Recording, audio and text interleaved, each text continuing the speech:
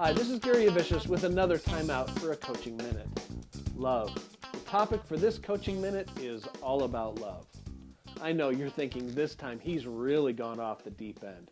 Maybe I have, or maybe, just maybe, we might be talking about the one thing that unlocks the talent code and is the key to performance. Let's start our talk about love with some research by Dr. Benjamin Bloom, done 30 years ago and published in a book called Developing Talent in Young People. It was kind of a Stephen Covey type of research when Covey wrote The 7 Habits of Highly Effective People, where he looked at top-performing business people and tried to determine the similarities that contributed to their success. More recently, Daniel Coyle did the same type of investigative research when he looked at the hotbeds of talent around the world and wrote the Talent Code. Bloom's research was groundbreaking and yet is often overlooked. Bloom looked at 120 top-performing young people across a multitude of disciplines. He looked at top-performing kids in math, science, music, art, drama, and sports, as well as a few other categories. He was trying to find out what it was that propelled or allowed or created the superior talent in these kids. Was it nurture or nature? Was it money, the ability to have the best equipment or coaches? Was it opportunity? Or was it just God-given natural talent? Bloom's research showed that 100% of these kids, or another way of saying that is all of them, had a parent, a teacher, or a coach give them at a young age a love of the game or a love of learning. Basically, a self-motivated learner is the most important determination of high performance in individuals. The research didn't show most kids or a high degree of influence. It showed all kids had this. A love of the game or a love of learning creates kids that are motivated to learn on their own, motivated to work hard, motivated to practice, motivated to be challenged, and motivated to keep going when other kids or other people would typically give up.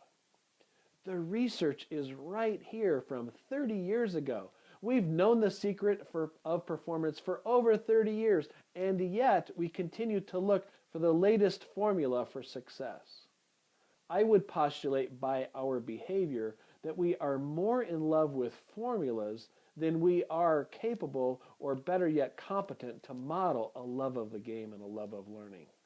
We are more comfortable with plugging a child into a regimen of 10,000 hours than using our own creativity, imagination, and effort to model how much we love learning, becoming a student of whatever game we're involved in, and absolutely loving the game we participate in.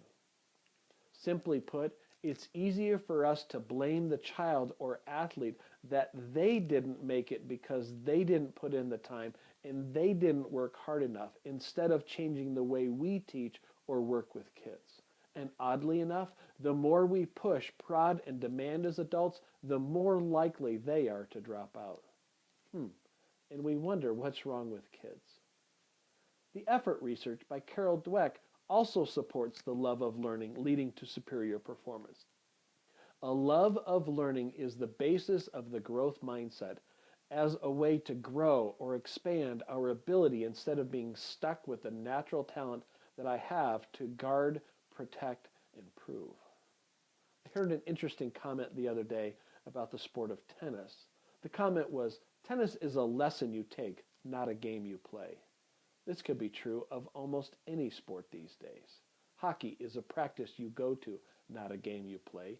Basketball practice is about dribbling, shooting, rebounding, etc., not about teamwork and 5 people thinking and playing as one.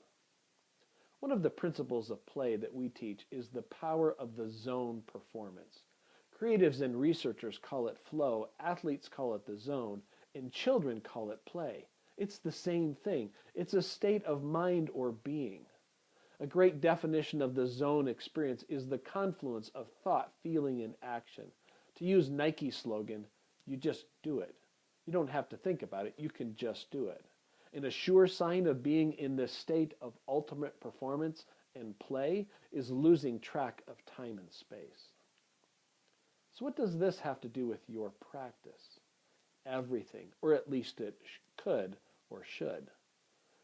What if you changed your goals for practice? What if instead of your lesson plan, you created an atmosphere and modeled an absolute joy or love of what you were doing? What would your practice look like if you modeled 110% effort instead of just talking about it? How would you communicate passion for your sport? Would it be any different than what you're currently doing, and why? If a love of learning is evident in 100% of top performing people, how could you or would you do that? What kind of things would you do in practice that would cause kids to lose track of time and cause them to complain that practice was way too short today, instead of them hoping it would be over soon? And this may be our problem. We're more in love with formulas and the resulting blame of the other person not performing than taking ownership of creating a love of the game and a love of learning. Some of you might have even been turned off by the heart graphic on the front of this video and thought it would be too soft. Maybe it would be appropriate for someone else, but not for you or your program. We all know love is difficult because it doesn't have as many formulas. It takes creativity and desire to make love happen. Are you up for the challenge? How can you create a love of the game and a love of learning in your practices? What can you do tomorrow? Remember, it only takes a minute to make a difference that can last a lifetime. This is Gary Avicius, your online coach, with another time out for a coaching minute.